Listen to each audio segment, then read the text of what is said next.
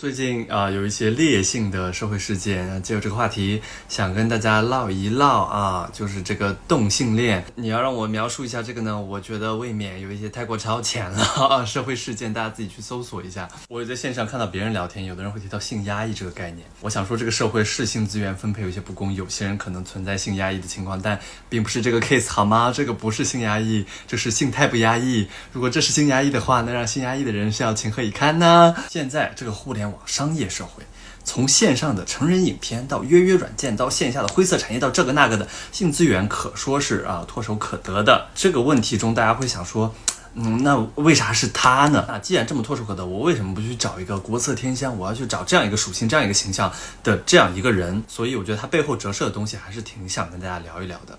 我今天分为3点，大抵与欲望有关。第一点，我想聊聊爱欲分离这个问题。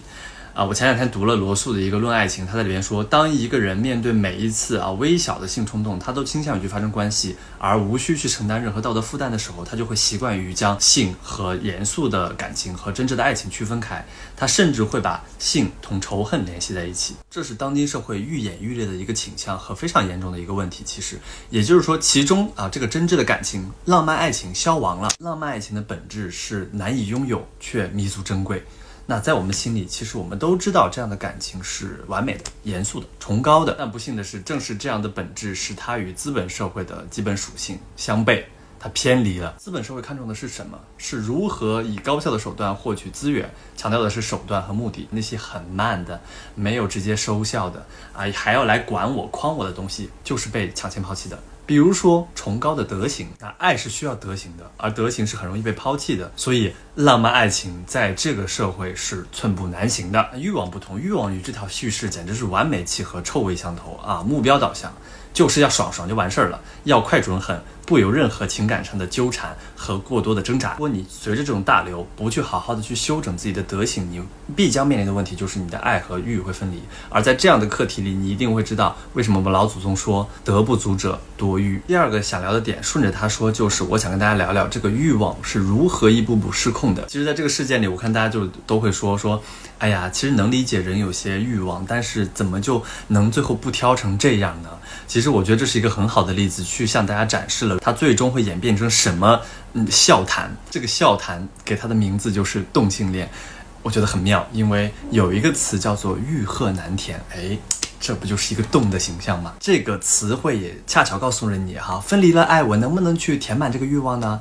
欲壑难填告诉你了，老祖宗不能。一旦选择去不停的去填补你的欲望，那么匮乏感就会在此占据上风，因为你匮乏你才要去填你不匮乏你填什么？我立刻就会想到的是《千与千寻》里面那个无脸男，他最开始就是吃点东西，最后他暴食，最后吃人吃一切，然后面目全非。其实他真正想要的可能只是片刻间与千寻静静的待在一起，就像最后坐在电车一样，那里乖巧。欲望的邪恶就在于它会给你一种填补的心态，让你觉得享受在那个填补的感觉里，就觉得自己已经达到了自己真正的需求。然而在此时，你真正的需求已经被转移、被偷梁换柱，你已经被放入另外一个迷宫，与你真正喜欢的东西渐行渐远，并且最后10万8千里，会最终夺走你本来一开始觉得最重要的东西。那个初心是怎么丢的？初心就是这么丢的。第3点，我想聊一聊男性的社会困境。很多朋友肯定会说，哇，这些恶心事都是他们做的，占尽便宜还在这丢人现眼。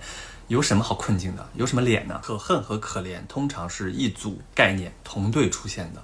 如果我们想知道为什么有这些社会的陋习或者说群体的一些个特征，我们就需要知其所以然，才能对其斩草除根。比如说，为什么男性的欲望这么强，他就不能控制了？我们如果去看看男性的困境，也许我们可以找到一些答案。是恩赐也是诅咒，我觉得这是男性困境的一个主基调。因为是主角，所以一开始就会冠上了一个主角的期许。但比较惨的是，这个主角只有一个模板，那个模板就是事业成功、家庭美满，要出人头地。然后仔细想想，就说这是个大悖论，因为我出人头地，你也出人头地，你咋也在这儿？表面上他们在社会里摸爬滚打感觉很主动，很知道自己要什么。其实恰恰是因为他们不知道自己要什么，他们才在这一条道路上一抹黑走到底。除了走这条路，他没有别的意识去走别的路。为什么我们看到很多所谓事业好的、家庭好的人，最终他会亲手的葬送他？